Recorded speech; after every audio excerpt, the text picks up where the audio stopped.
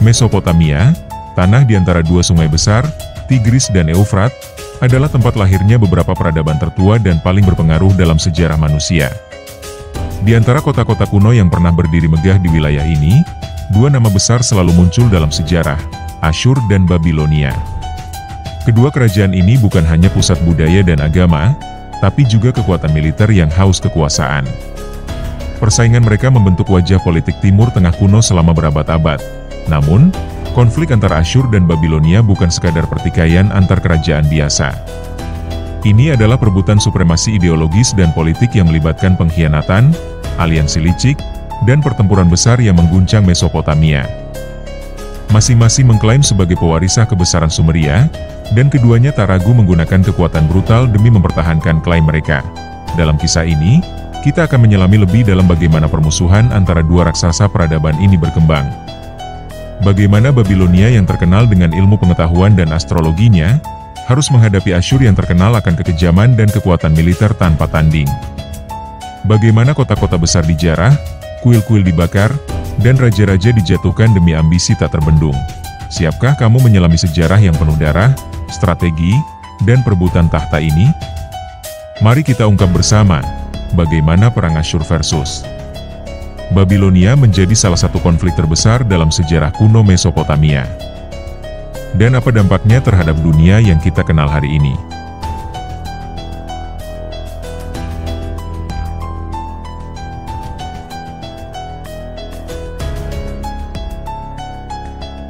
Asyur dan Babilonia pada dasarnya berasal dari akar budaya yang sama, yaitu Sumeria dan Akkadia, dua peradaban awal yang mewariskan tulisan, hukum, dan struktur pemerintahan kepada dunia. Namun, perkembangan politik dan militer yang berbeda membawa keduanya ke jalur yang berseberangan.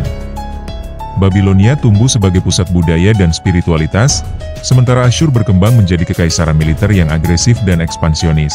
Babilonia, dengan pusat kekuasaan di kota Babilon, dikenal sebagai tempat berkembangnya ilmu astronomi, matematika, dan sastra.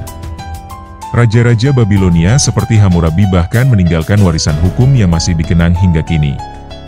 Kota ini adalah simbol keteraturan, pengetahuan, dan kebudayaan tinggi. Sebaliknya, Asyur dikenal sebagai kekuatan militer yang disiplin dan brutal. Ibu kotanya, Ninive, menjadi pusat administrasi dan strategi perang.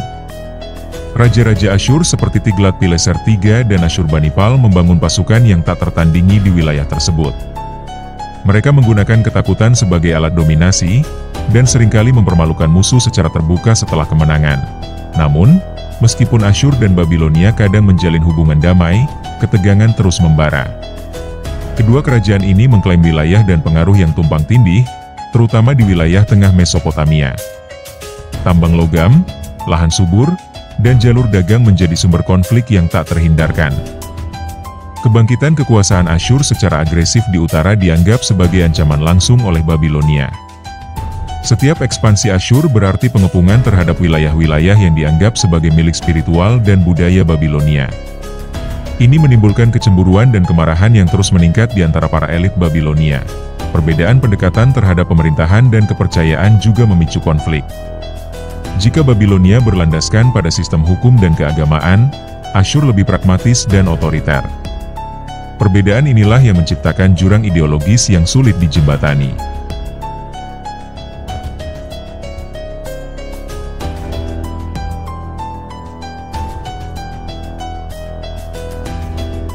Permusuhan antara Asyur dan Babilonia tidak selalu bersifat langsung.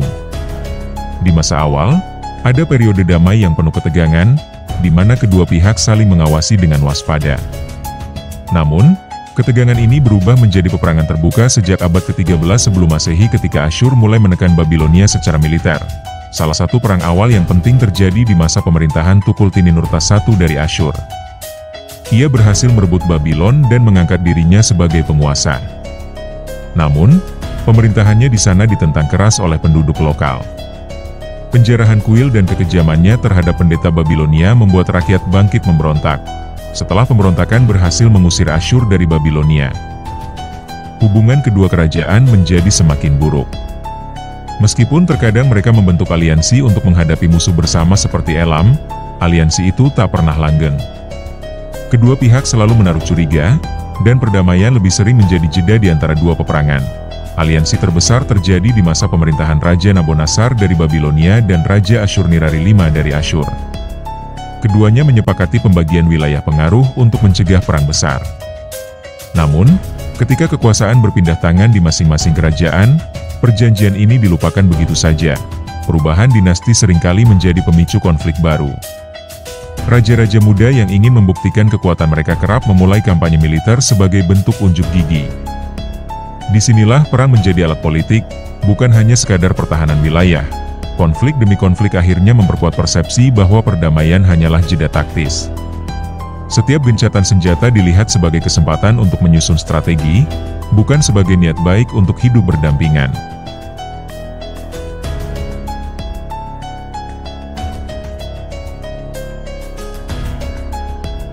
Pada puncak kejayaannya di abad ke-8 hingga ke-7 sebelum Masehi, Kekaisaran Asyur mencapai wilayah yang sangat luas, mencakup Mesopotamia, Levant, bahkan sebagian Mesir. Asyur menjadi kekuatan terbesar di dunia kuno saat itu. Babilonia, meski masih penting secara budaya, mulai dianggap sebagai bawahan. Raja seperti Tiglat-Pileser III, Sargon II, dan Sennacherib menundukkan kota-kota yang memberontak dan menempatkan gubernur Asyur untuk mengendalikan Babilonia. Namun, penindasan brutal mereka justru menyulut perlawanan rakyat lokal. Asyur memaksakan pajak tinggi, kerja paksa, dan penindasan agama yang menyakitkan bagi penduduk Babilonia. Salah satu puncak ketegangan terjadi ketika Raja Sennacherib menyerang dan menghancurkan sebagian besar kota Babilon pada 689 sebelum Masehi. Ia menyebut kota itu sebagai sarang pemberontak dan membanjiri kota dengan air sungai, menghancurkan kuil-kuil dan membunuh para pendeta. Ini menjadi salah satu tindakan paling brutal dalam sejarah Mesopotamia. Namun, penghancuran ini bukannya menyelesaikan masalah.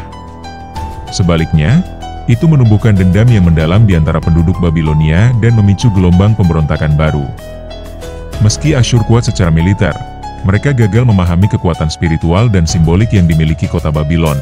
Keangkuhan militer Asyur menjadi bumerang. Mereka terlalu mengandalkan kekuatan fisik dan melupakan aspek diplomasi dan budaya. Ini menjadi celah yang akhirnya dimanfaatkan oleh Babilonia dan sekutu-sekutunya.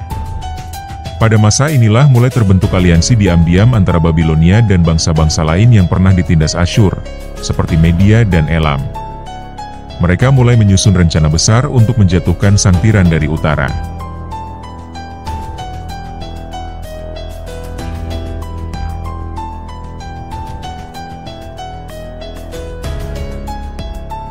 Segalanya mulai berubah ketika seorang tokoh karismatik muncul, Nabopolassar. Ia memimpin pemberontakan Babilonia melawan kekuasaan Asyur pada akhir abad ke-7 sebelum Masehi.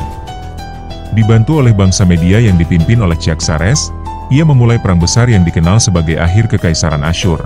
Pada tahun 612 sebelum Masehi, aliansi Babilonia Media mengepung dan menghancurkan ibu kota Asyur, Ninive. Ini menjadi salah satu peristiwa paling mengejutkan dalam sejarah kuno.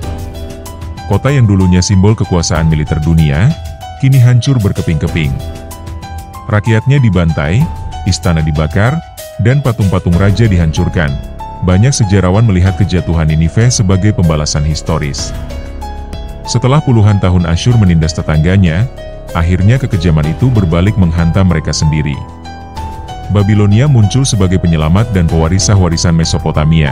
Namun, kemenangan ini tidak hanya karena kekuatan militer.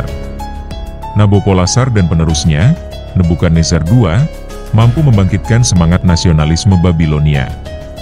Mereka membangun kembali kota Babylon, termasuk kuil-kuil besar seperti Esagila dan Menara Babel, serta memperkuat kembali peran Babilonia sebagai pusat ilmu dan agama. Keberhasilan Babilonia juga didorong oleh strategi cerdas. Mereka tidak hanya berperang secara fisik, tapi juga menciptakan narasi bahwa mereka adalah pihak yang benar secara spiritual. Propaganda ini memperkuat dukungan rakyat dan menjatuhkan moral pasukan musuh.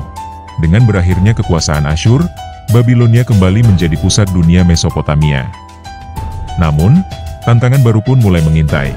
Dari arah barat, kekuatan lain bernama Persia mulai mengintip panggung sejarah.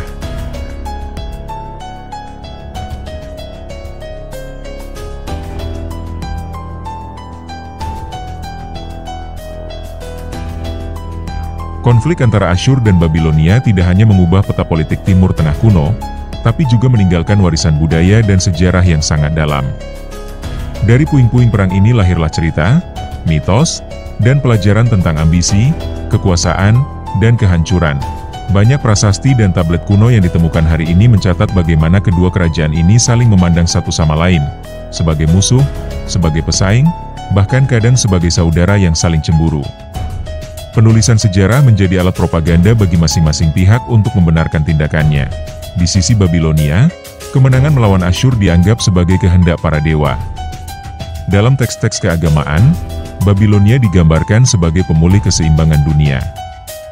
Sebaliknya, Asyur mencatat pemberontakan Babilonia sebagai pengkhianatan dan pengaruh setan yang harus dibasmi.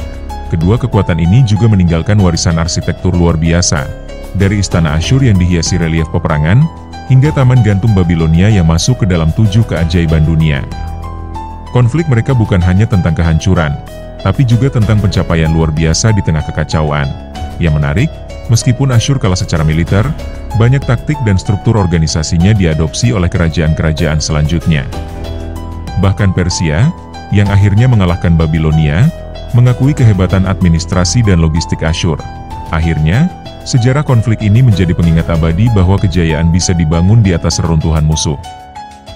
Tapi tidak ada kekuasaan yang bertahan selamanya. Setiap tirani akan menemukan akhir, dan setiap kota yang runtuh suatu hari akan dibangkitkan oleh tangan-tangan baru yang belajar dari masa lalu.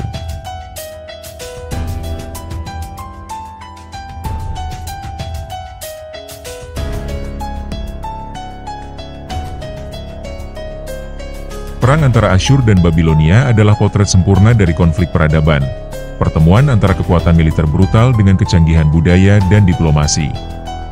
Di satu sisi ada ketakutan, di sisi lain ada harapan.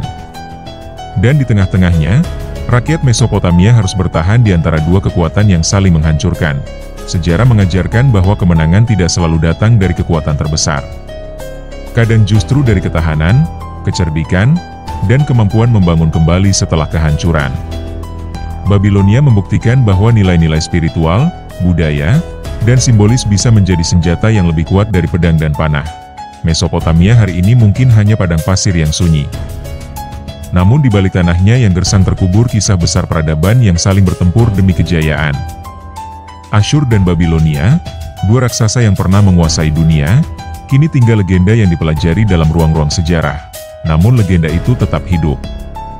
Setiap prasasti yang digali, setiap tablet yang dibaca, mengingatkan kita bahwa perebutan kekuasaan bukan hanya tentang siapa yang menang, tapi juga tentang siapa yang diingat.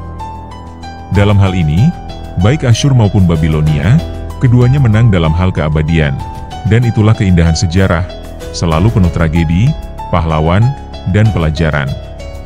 Kita tak hanya melihat ke belakang untuk memahami masa lalu, tapi juga untuk mempersiapkan masa depan yang lebih bijak.